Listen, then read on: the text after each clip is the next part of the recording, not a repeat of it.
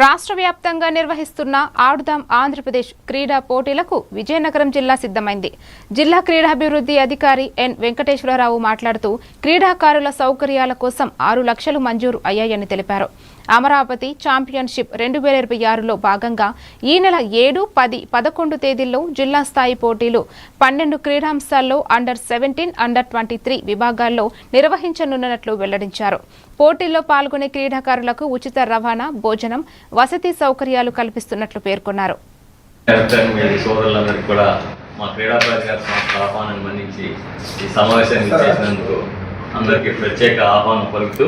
మీ అందరికి తెలిసిందే గత నెల రోజుల నుంచి ఒక స్పోర్ట్స్ క్రీడా సంబరాల గురించి మనం చర్చించుకుంటూ ఉన్నాం.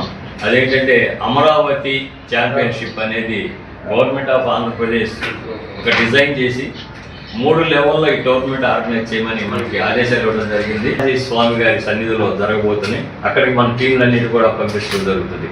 ఈ 2 రోజుల క్రీడా సంబరాల్లో వివిధ క్రీడాంశాలు, ఇప్పుడు మనం పేర్కొన్న క్రీడాంశాలు 12 క్రీడాంశాలు ఉన్నాయి. ఆ క్రీడాంశాల్లో రోజుకి 15 నుంచి 2,000 మంది క్రీడాకారులు పార్టిసిపేట్ చేస్తూ 2 రోజులు ఈ కార్యక్రమం నిర్వర్తించడం జరిగింది.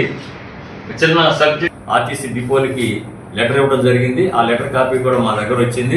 మేము కూడా మీన్వైల్ ఆర్టీసీ రీజనల్ మేనేజర్ గారికి చెప్పి వివిధ డిపోలకు కూడా మనం మెసేజ్ పాస్ చేస్తూ క్రీడాకారులు ఉచిత సౌకర్యాలతో వాళ్ళకి వ్యవసాయం నిన్ననే కమిటీస్ చేసుకుని ఎవరికి ఎలాంటి అసౌకర్యం లేకుండా రాకపోకలకు కానీ ఇక్కడికి వచ్చిన తర్వాత వారికి భోజన వసతిలో కానీ క్రీడా సదుపాయాల్లో కావాల్సిన మెటీరియల్, గ్రౌండ్స్ ప్రిపరేషన్ అన్ని కూడా నిన్న కమిటీస్ చేసుకుని వారందరూ కూడా ఈ రోజు నుంచే నిమగ్నై ఉన్నారు.